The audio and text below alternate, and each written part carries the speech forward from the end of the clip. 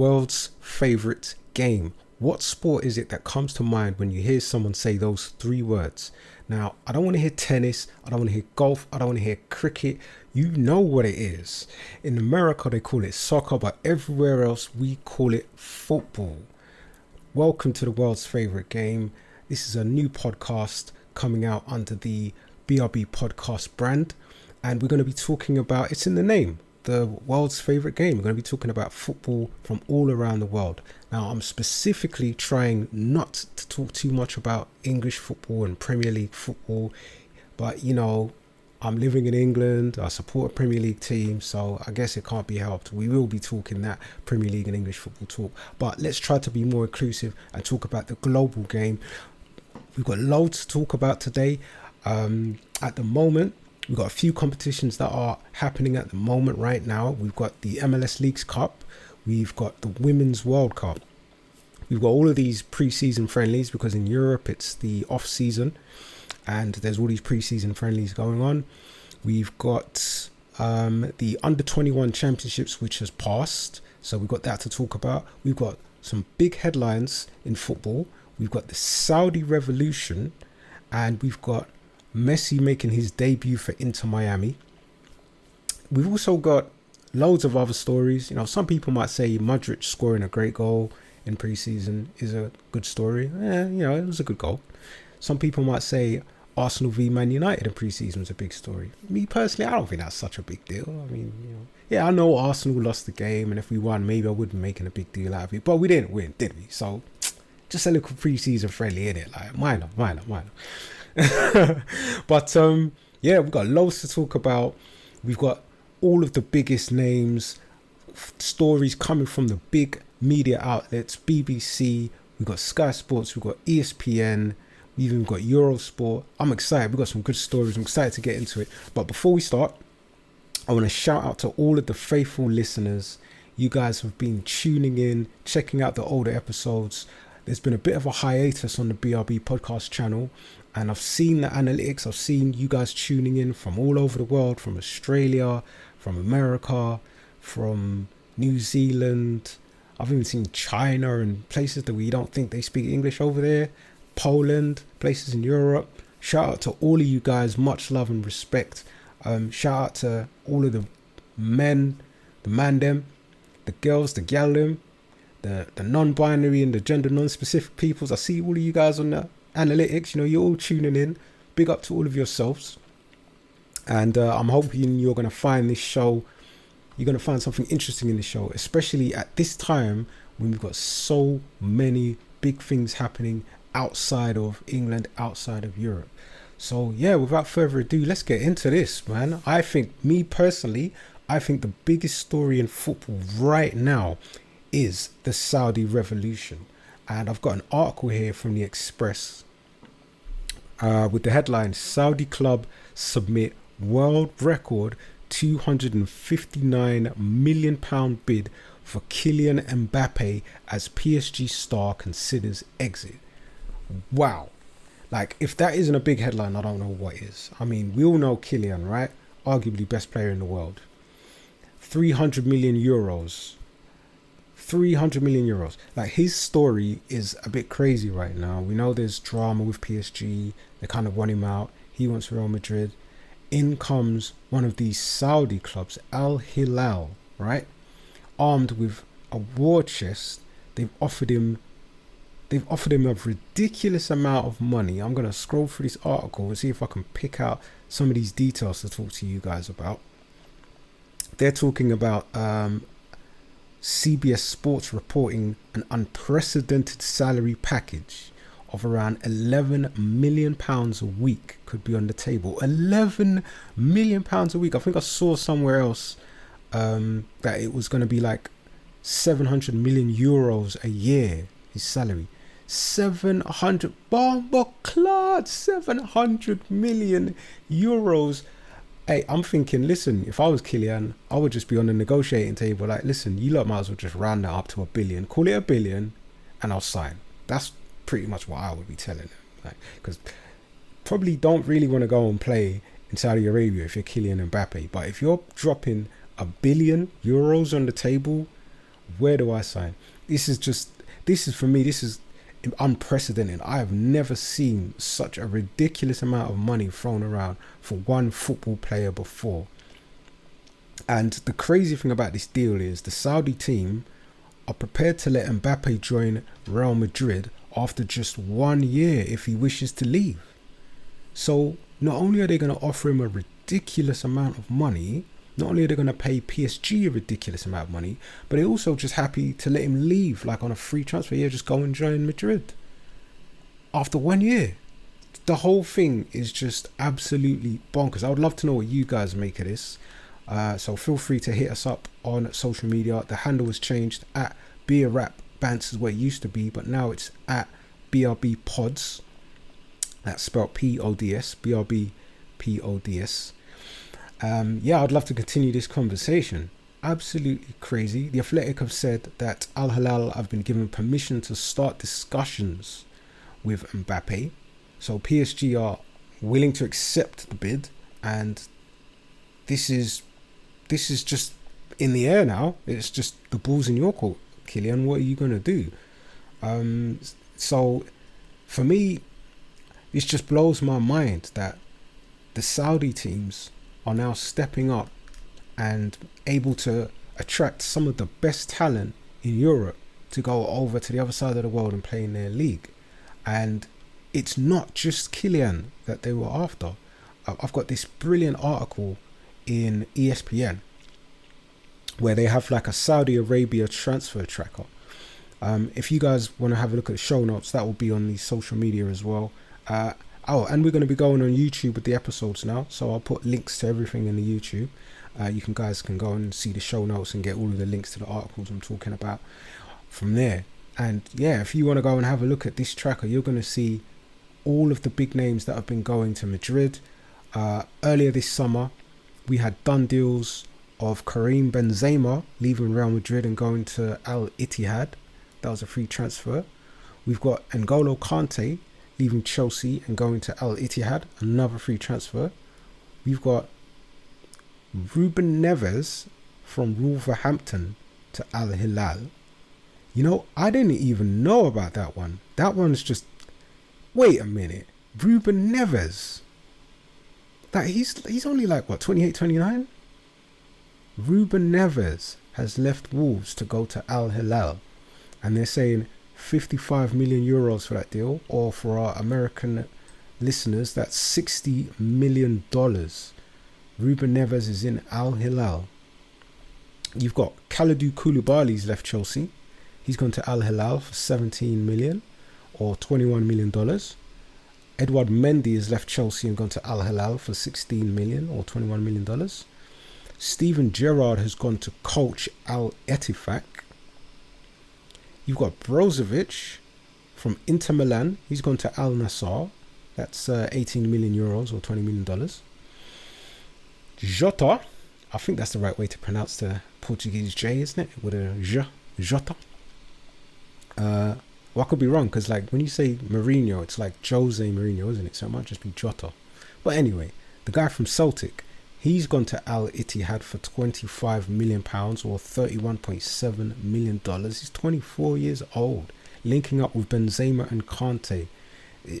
Just Firmino, gone from Liverpool to Al Ahly. That's a free transfer. You've got Sergej Milinkovic-Savic. When I heard this, I was like, this can't be serious, because he's a player that I thought could do a job for Arsenal. He's the kind of player that could come in and make the midfield more competitive. But he's gone to Al Hilal for 40 million euros or $44 million. 28 years old. Absolutely bonkers. So that means at Al Hilal, they're now going to have a midfield of Sergej Milinkovic-Savic and Ruben Neves. And they're also going to have Koulibaly in defence. That is solid. And then you've got Seko Fofana from Lens in France. He's gone over to Al Nassr for 25 million euros or $28 million. So that's the club that Ronaldo's at. And Brozovic as well now. So Brozovic and Fofana in the midfield at Al Nassr. That's pretty solid. um, you've got talks that are ongoing. So this is pretty much transfer gossip we're getting into now. But the names: Neymar, Ziyech, Bernardo Silva, Saul Alvarez from Atletico Madrid, Wilfred Zaha, Buffon. I know he's getting on a bit now, but come on, Buffon, top goalkeeper. Paul Pogba is in discussions. Jordan Henderson, Fabinho, Alan Saint Maximin, Alex Tellers, Riyad Mahrez. Like, it's absolutely insane. This is a whole revolution. Now, we could do a deep dive on it because we know there's some stuff happening in the background. It's a bit controversial. I'm going to leave the controversy out of it. Me personally, I'm going to leave the controversy out of it. But, you know, we know that there's co-ownership, right? We know that there's clubs that are owned in Europe by the Saudi Pro League, which is also kind of subsidized by the government, right? What we're hearing is the public investment funds, the PIF, have been giving $620 billion to their clubs to go and buy players. And so this is the result of being bankrolled by the government, you know. So it's all a bit tricky. It's all a bit interesting. Like, we could do a whole lot more research and do a big deep dive on it. Maybe we should do that at some point. But right now, Saudi Arabia, hey, I mean, if you guys out there, if you know a way that I can watch Saudi Arabian football, I want to do that. Because if Neymar goes over there with all of the names that they already have, I think this is going to be a great league to follow, especially now that we're doing world's favorite game. We want to be following loads of leagues from around, well, let's say the non-European leagues, which are less covered in my country. Want to be looking at those, and Saudi Arabia is looking like a good one to follow. Wow. On to another story. I personally think that this one is one of the biggest story. It's a personal, you know, like when there's a story and you just got like a little personal connection to it, because our listeners will know, right, that me, Cal, I've got a little bit of a connection to Inter Miami, specifically because the co-owner, David Beckham, comes from my hometown borough. He comes from my borough where I was born and raised. Shout out to Waltham Forest if any of our locals are listening. And, you know, and he's had a fantastic career and he's had a beautiful life. He's gone over to America and he's got involved in building a football club from the ground up. And so I started following them from the beginning of their journey. They became like my second team. Now, early in the journey, things weren't really going so great. You know, they weren't really bringing in the best players.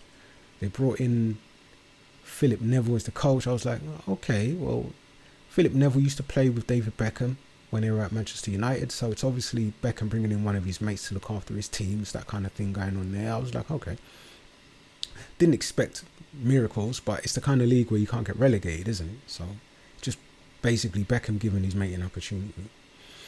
And what's happened is he's left already. So Phil Neville's gone, and a new coach has come in, and now they've gone and pulled off a marquee signing.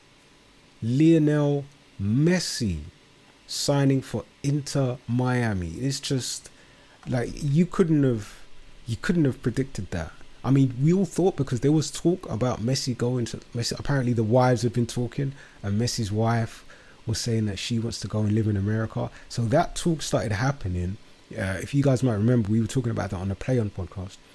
So that talk started happening before Messi left Barcelona. There was talk that he could go to end his career in America. But then when he went to France, I was thinking, oh, maybe he's going to retire in France. But no, now it's materialized, doesn't it? So Messi in America playing for Inter Miami. I am so excited about watching Inter Miami now. I'm going to be following them for the rest of the season. We've got the Apple MLS Pass. I can put a little link to it in the description if you guys want to go and get yourselves an Apple MLS Pass. That's how we're watching it over here in the UK and probably around Europe. I'm not sure how you guys are watching it in other places in the world. Feel free to let me know in the comments. But yeah, I'm really excited about watching Inter Miami, watching Leo Messi. It's not just Leo Messi that's signed. They've also got Busquets as well. Busquets and Messi. There's gossip about more signings on the way. Let's not talk about those yet. We don't know what's going to happen there. But Leo Messi alone, I mean, we're talking about the GOAT himself, the greatest player of all times, the man that we've seen play incredible football. He signs, he goes to the MLS. I was super excited. I was watching all of the little videos. The coverage that they've got over there is fantastic, by the way. Again, if you get yourselves the MLS Season Pass, you're going to see that the coverage is really good. And I watched the MLS Skills Challenge, which was kind of interesting. The MLS All-Stars Skills Challenge. Arsenal were in that, so that was a bit of a vested interest. My favourite team playing in there against some of the All-Stars from the MLS. That was pretty cool. And then we have Inter Miami playing a match in the Leagues Cup, which would be Leo Messi's first game. So I stayed up late to watch that. Over here in the UK, we're staying up till stupid o'clock in the morning, aren't we? But it had to be done. I had to go and watch Leo Messi's debut. He started the game from the bench. He came off the bench when the team wasn't winning, and he actually scored the winning goal. Like, you could not write this script any better than that. Leo Messi coming off the bench, scoring the winning goal. The way that he did it, the time was running out on the clock. They had a free kick. I'm going to put a link into the description so you guys go and watch the goal if you haven't seen it. Like, it was the most incredible goal. Like, typical Leo Messi, slapping it into the top corner, whipped it in. Just what a moment. I must have seen it 100 times already. I've been replaying that goal over and over and over again. This is absolutely incredible. Leo Messi at Inter Miami. I feel like this is a big moment for football, big moment for MLS, and a big moment for this podcast, because we're going to be following leagues from around the world like the MLS. And yeah, let's go, man. Let's go. I got another article here from Sky Sports if you want to read more about Inter Miami and Messi's debut. Onto another article from BBC Sport here, where they've talked about Messi's teammates. I mean, if you're like me and you're not very well versed in the MLS, we're gonna have to do our homework, because things work a lot differently over there than they do in Europe. The whole structure of their leagues is different. They don't have promotion and relegations. They've got conferences. They've got an Eastern Conference, Western Conference. They've got a few different competitions. I said previously that the Leagues Cup is on right now. That's a competition that they play in the MLS. Everything works differently. Everything works really differently. And there's so much to read up about. And as I increase my competency in what's going on over there, I'm going to be sharing that with you guys, as you could expect. But yeah, we've got this article here which talks about the squad and the players that they have in Inter Miami, the players that Messi's going to be playing with. So you guys might enjoy seeing some of those names there. A couple of familiar names might be DeAndre Yedlin. He's one that people might know. This is an interesting one. Harvey Neville. So Neville's dad, the manager, got sacked, but his kid is a fullback. He's 20 years old and he's still there. So that must be kind of interesting. What's it going to be like staying at a professional football club after your dad got sacked as the manager? He's obviously the only reason you're there in the first place. So it's going to be interesting to see how his career turns out at Inter Miami. I'm glad that I don't see Ryan Shawcross in the squad anymore, because that was something that soured me and kind of made me stop following results for a while. Ryan Shawcross, everybody knows what Ryan Shawcross did to one of our Arsenal players. It was ugly. So yeah, he's not my favourite footballer at all. And seeing him sign for Inter Miami and then Phil Neville was the manager as well, it was just all a bit souring. But this news, hey, what could be better than Messi? Nothing. So yeah, they've got loads of players. I'm pretty sure there was another interesting name here that I wanted to talk about. Joseph Martinez. He's a bit of an MLS veteran, so he should be able to slap some goals in. So there's a couple of players there already. A couple of players where there's rumours about negotiations going on. And let's see. And if Leo Messi signs, who wouldn't want to come and play with Messi? Maybe we could see even bigger names going there in the future. I would love to see someone like maybe Aubameyang go and sign there, or Luis Suarez. Who would you like to see sign for Lionel Messi's team into Miami? If you guys have any ideas, let me know in the comments. Hit me up on the socials, and we can talk about that. We can keep the conversation going. On to another story. In other news, we have a little story here from The Guardian. Wilfried Zaha and Stormzy to become joint owners of AFC Croydon Athletic. I gotta do a little round of applause for that, because these are two of my guys. I like both of them. Wilfried Zaha, talented footballer. Stormzy, talented recording artist. Both of them come from the same area, and they formed a 3-man consortium, and they've gone and bought out their local football club from the area where they came from. Love to see that. Love to see people giving back to the community that they came from. That's absolutely fantastic. So I'm going to be following them to see how this club develops over the years. AFC Croydon Athletic, I wish them all the best. It's a nice little story. That another nice little story is Paul Pogba has a goal to end poverty, and he launches a new fund. So Paul Pogba is over in Italy at the moment. Well, he was, wasn't he? He was at Juventus, but he's gone to Saudi now, hasn't he? And yeah, he's got involved in some philanthropy, which is brilliant. You know, there's a little video that I saw where he talked about, you know, he's unhappy at all of the poverty that he sees, and he wants to try and make a difference. You know, he wants to try to end poverty. I just think it's brilliant to hear someone like Paul Pogba saying that, and not just saying it, but actually putting something in place, trying to do stuff. Just, what can I say? It warms my heart to see positive stories like this. The fund is actually launched in the UK, but he does say that he wants to take it worldwide. So let's see what happens here. You know, it's a UK registered charity. It's run by a digital investment platform called Wahed. You know, and they're going for a self-sustaining model. So they want to be able to look after themselves and to stay ticking over, but to be able to have a fund to help people who really need it. So yeah, shout out to Pogba. That is a beautiful story. On to another story. The news is getting a little bit more bizarre now. Alexander Usyk. Yeah, I know, he's not a footballer, is he? Like, well, you're thinking, why are you saying Alexander Usyk for? Alexander Usyk signs a contract with a Ukrainian football club. Listen, I kid you not. It's a story from ESPN. Yeah? They've said that Alexander Usyk, the 36-year-old heavyweight boxer, right, with 3 titles, right? He's got the IBF, the IBO, the WA. He's got more than 3 titles. He's got the WBA title as well. The WBO, the WBA, the IBO, and the IBF. Jeez. The only one he hasn't got is the WBC. Right? He's undefeated in 20 professional fights.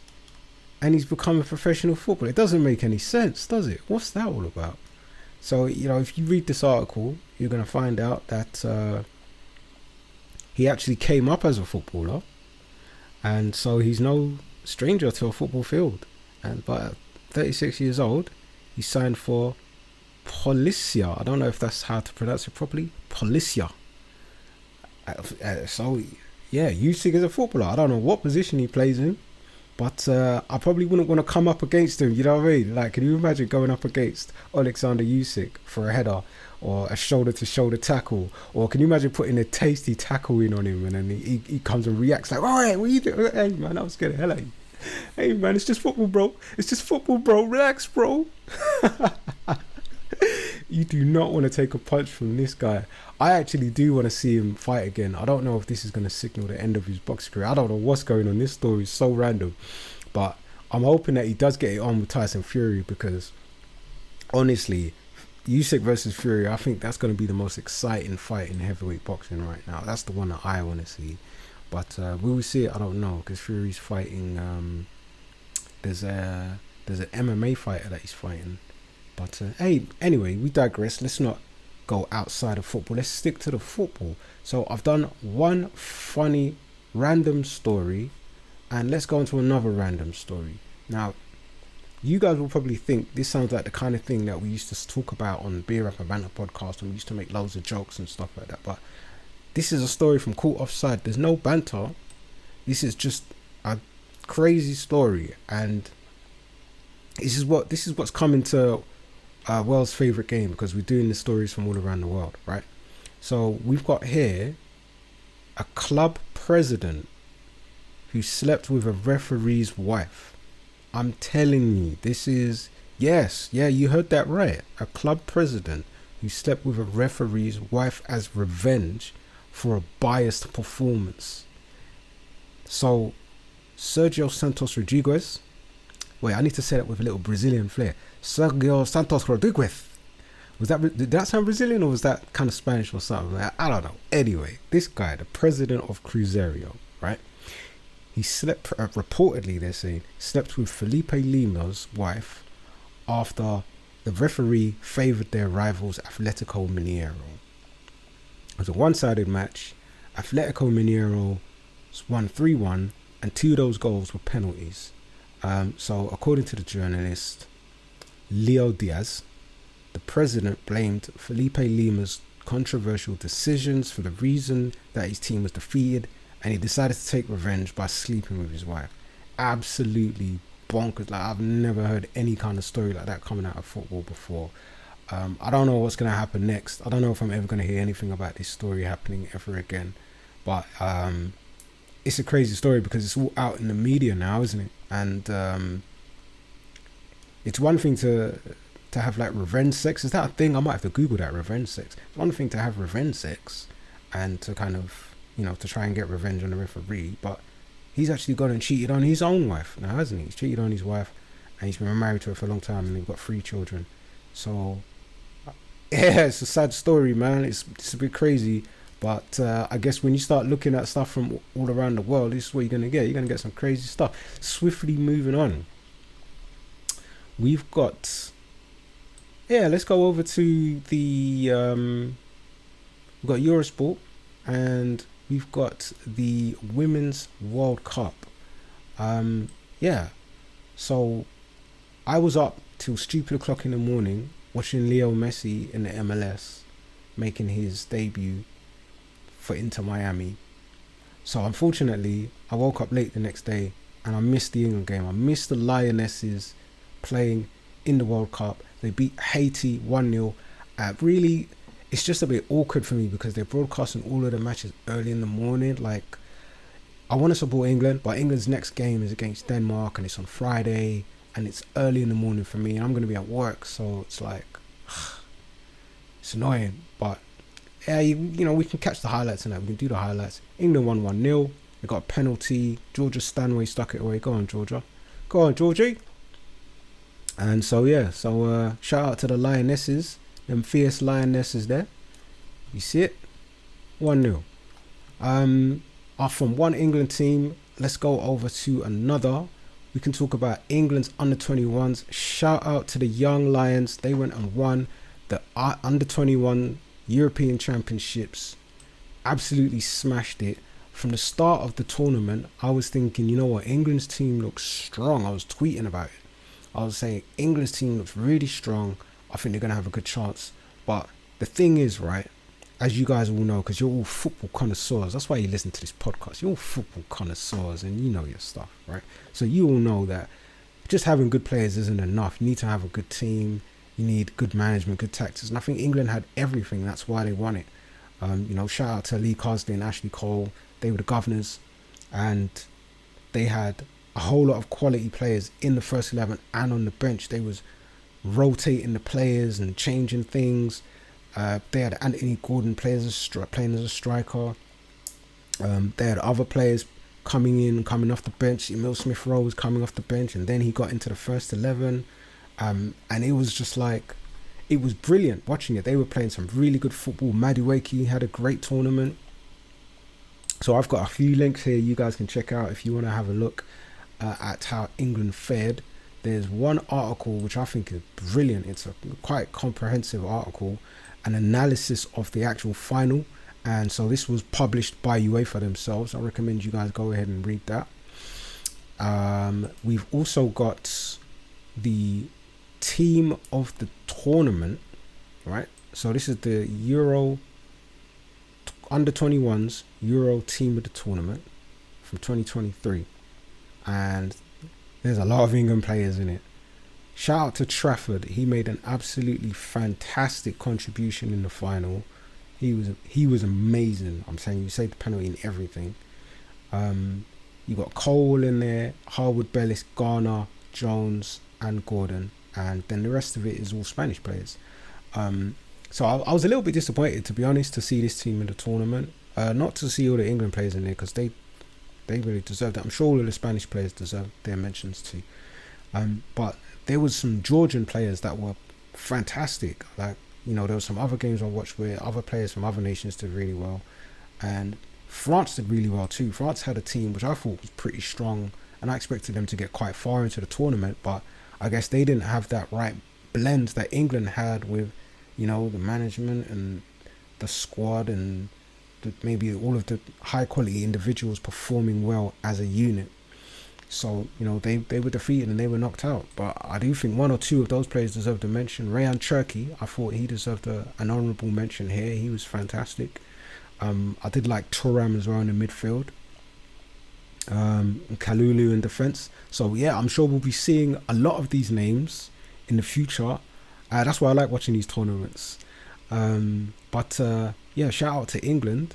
And in this article here about the teams of the tournament, you guys can also see some of the previous winners, and it kind of goes back to all the way back to the 2011 squad, where, sorry, not the previous winners, but the previous players named in the team of the tournament. And even when you go all the way back to 2011, you're going to see some names that are quite famous today.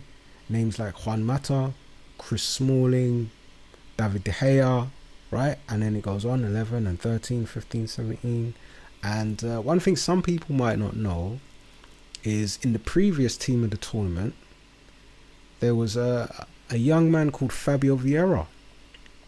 So that should let people know that, you know, although he hasn't had the biggest start to his life at Arsenal Football Club, he is a player of high potential. He has been named as player of the tournament before and put in the team of the tournament.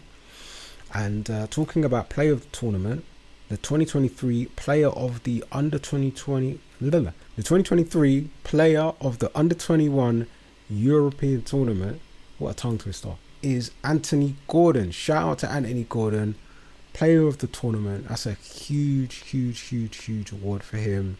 He's going to get a lot of attention now. He had some already. He's playing for Newcastle now, and he was being utilised as a striker. He was a threat. He was a real threat, running at defences. Scored 2 goals, got 1 assist. And the crazy thing is, he didn't even play every single minute of every single game because England's squad was so good. They were rotating and bringing players in and out. But he was fantastic. There's a little clip where you can see some of his goals and his skills in this article here from UEFA. I recommend you guys go and check that out. Shout out to him. So yeah, I mean, that pretty much brings me to the end of all of the stories that I wanted to talk about today. These are what I think are some of the biggest stories in the world of football. Trying to stay away from the Premier League and English football, as I said. Even though I did end up talking about the Lionesses and the under 21s, but you know, come on, that's the international tournaments, isn't it? It still counts. But I've got another article here from BBC Sport, which is like a transfer done deals page, which is going to tell us about all of the big names that have been moving around. So if you guys are interested in catching up on any transfers that you might have missed, you can catch this one in the show notes. There's been so many big names and big transfers, it'll take me ages to read through it. I can just skim read and give you one or two. You got Moussa Diaby, who's moved to Aston Villa from Bayer Leverkusen. He's a good player. I'm looking forward to seeing him in the Premier League. Let's go back down. What have we got here? On the 20th of July, Milos Kerkez. He's a player who I actually did a little bit of scouting on, and I was thinking, this guy's a quality player. And I thought he was supposed to be moving to Portugal, but he's ended up moving to Bournemouth. So I'm looking to see him in the Premier League and see how that one works out. There is loads of transfer activity, as you can imagine. I'm just scrolling down to see if there's anyone else that jumps out at me before we get out of here. Obviously, you had Declan Rice signing for Arsenal, £100 million player, £105 million it says here in the BBC article. Absolutely bonkers, that deal. Arsenal made loads of great signings. Of course, we've already talked about Leo Messi signing for Inter Miami. He's left Paris Saint-Germain, left PSG, he's gone to Miami. That's crazy. More big names. Obviously, if I wanted to stick with Arsenal, I could talk about them all day, couldn't I? We've got Havertz, we've got Timber. There's talk that there's more players going out the door to free up some cash to make some more new signings. I mean, I could talk about this on and on and on and on. Pau Torres is an interesting one. He's a highly rated defender from the Spanish league. He's left Villarreal and signed for Aston Villa. There's a whole lot more other transfers in here. I'm trying to see, can I pick anything else out before I should probably leave? I'm not seeing anything that interesting at the moment. So yeah, loads of big names, loads of big transfers. You guys can go and have a look at this stuff. I'm excited. If you guys are excited about transfers, feel free to hit me up in the comments. Let me know any transfers that you're particularly excited about. Yeah, this was the first episode of World's Favorite Game. Man, apologies if it's been a little bit unpolished. You know, it's the first one. Hopefully it's all going to be bigger and better from here on out. But yeah, this should be a weekly show. So there's going to be a lot more going on in football and a lot more to talk about. And I'm going to catch you guys when we next broadcast. Peace.